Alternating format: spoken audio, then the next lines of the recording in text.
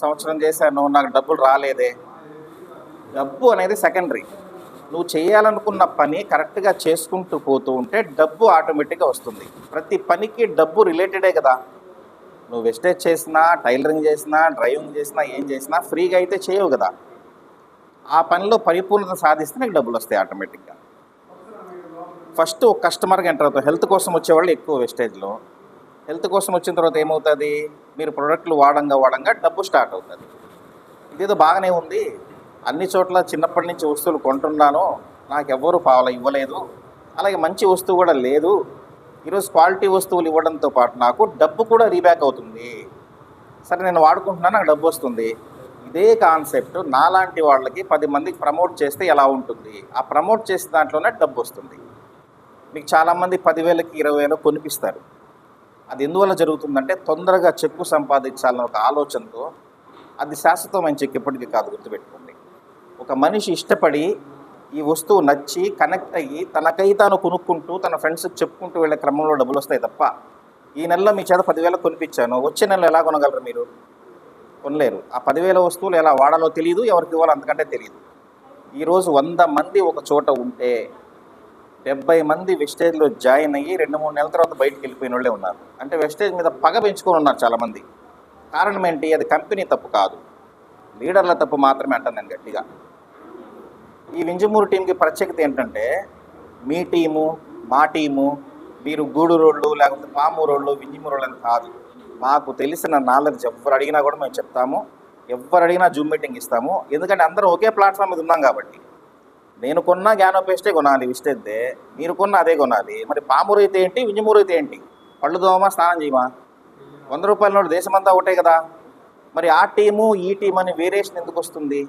రాకూడదు. అది వస్తే మనం పరిపూర్ణ వ్యక్తులం కాదు. అందులో నెట్వర్క్ సెల్లింగ్లో ఏం తెలుసా, పక్కన వాడు బాగుంటే నువ్వు బాగుంటావు. నీ కింద 8% 12% డైరెక్టరు వీళ్ళు బాగుంటేనే నువ్వు బాగుంటావు. వాళ్ళు బాగా లేకపోతే వాళ్ళని మధ్యలోనే నెత్తి మీద అత్యంత బరువు పెట్టి మొయిలైన పరిస్థితి తీసుకొచ్చి పక్క సైడ్ చేస్తే నీ చెక్ ఎక్కడ పెరగదు కదా.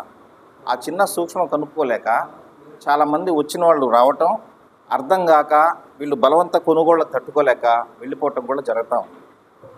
ఇంకోటి, మీరు ఒక 6 నెలలు సిన్సియర్గా కష్టపడితే ఏ పనైనా నేర్చుకోవచ్చు. కటింగ్ చేయడం నేర్చుకోవాలంటే 6 నెలలు ఖచ్చితంగా పడుతుంది. పర్ఫెక్ట్గా డ్రైవింగ్ చేయాలంటే 6 నెలలు. ఇంటి పని కరెక్ట్గా చేయాలంటే హౌస్ కీపింగ్ 6 నెలలు. బిజినెస్ కూడా నువ్వు నేర్చుకోవాలంటే ఒక 6 నెలలు. కాస్త లెక్కలు మంచి చెడ్డ హోల్సేల్ ఎంత పడుతుంది, ఏ వస్తువు ఎంత ఎక్కడ తేవాలో 6 నెలలు. పరిపూర్ణత సాధించాలంటే ఒక 3 ఏళ్ళు 4 ఏళ్ళు. మరొక 6 నెలలు స్టాండర్డ్గా విస్టేజ్ ప్లాట్ఫామ్ మీద కూర్చొని ఆ ప్లానింగ్ నేర్చుకొని వస్తువు ప్రొడక్ట్ క్వాలిటీ తెలుసుకొని ప్రొడక్ట్ నాలెడ్జ్ తెలుసుకొని ఒక 6 నెలలు ఎందుకు ఓపిక పట్టలేవు? చేరిన వెంటనే డబ్బులు రావాలంటే ఎక్కడి నుంచి వస్తాయి? 25 సంవత్సరాలు చదువుకున్నాం. 25 సంవత్సరాలు చదువుకొని కొంతమంది ప్రైవేట్ స్కూల్స్లో కాలేజీలో చదివిన వాళ్ళు తల్లిదండ్రులు పొలాలు అమ్మేసి ఇల్లు వాకిళ్ళు తాకట్టు పెట్టి చదివించారు. నీకు చదువుకొని కాలేజీ నుంచి బయటకు వచ్చిన వెంటనే ఇన్కమ్ వస్తుందా? సర్టిఫికేట్లు పెట్టుకొని బయటకు వస్తావు, నీతో పాటు కొన్ని కోట్ల మంది బయటకు వస్తారు. డబ్బులు ఎక్కడి నుంచి వస్తున్నాయి?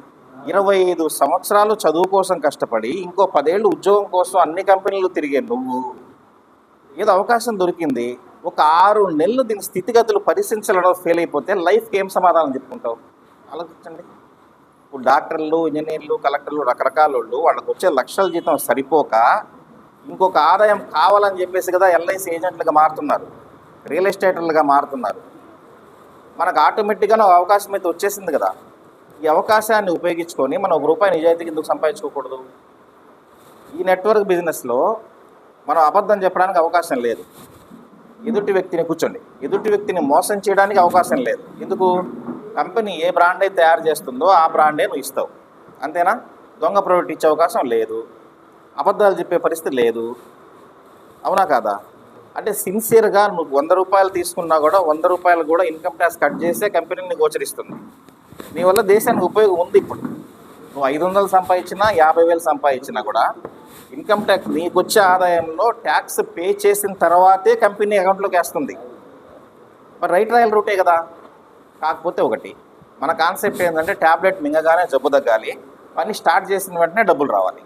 అది సాధ్యపడదు. డబ్బు సంపాదించడానికి 2 విధానాలు ఉన్నాయి. డబ్బు సంపాదించాలి ఒక